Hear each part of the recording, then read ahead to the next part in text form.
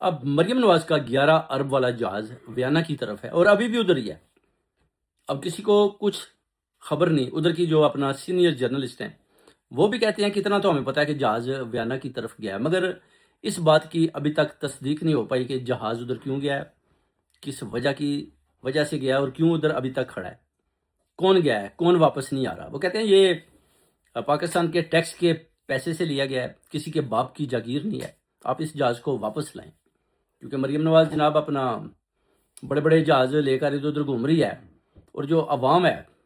ان کے پاس دیکھ لیں ابھی تیل بھی نہیں ہے اپنا گاڑیوں میں ڈالنے کے لیے۔ معیشت کا انہوں نے برا حال کر دیا، اور عوام کو کہتے ہیں کہ آپ ٹیکس دیں، اور ٹیکس کے پیسے سے جو ہے نا یہ پھر خود موجے کر رہے ہیں۔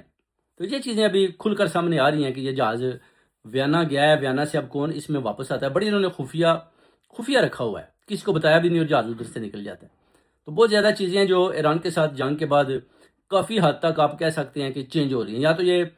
بھاگنے کی تیاریاں کر رہے ہیں، کس طرح اگر ہم جہاز کو ادھر لے جاتے ہیں تو اگر جنگ کا سامان یا ان کو ایسے بتایا جاتا ہے کہ یہ نا عوام باہر نکل آئے، پھر خان باہر نکل آئے، تو آپ ادھر سے پہلے ہی بھاگ جائیں، تو یہ اس طرح ادھر ادھر دوسرے ممالک میں ساتھ ساتھ ٹور بھی لگا رہے ہیں کہ اگر کہیں بھاگنا پڑے تو پھر ہم بولیں گے ہم ملک سے باہر تھے تو پیچھے انقلاب آ گیا اور ہم ادھر سے دوڑے پہلے لگا گئے ہیں۔ اس طرح کی چیزیں بھی سامنے آ رہی ہیں میرے پاکستان میں۔ اب دیکھیں کہ مریم نواز کب اس جہاز کو واپس سے لاتی ہے، اگر وہ ادھر گئی ہے یا کوئی اور گیا ہے تو وہ کب اس جہاز کو واپس لاتی ہیں، اور جو پاکستان کی سینئر جرنلسٹ ہیں وہ پھر اس کے بارے میں کیا رپورٹ دیتے ہیں کہ جہاز ادھر گیا تو کیوں گیا، اور یہ عوام کے ٹیکس کے پیسے کا جہاز ہے، یہ اس کو ادھر ادھر رکشے کی طرح کیوں چلا رہے ہیں۔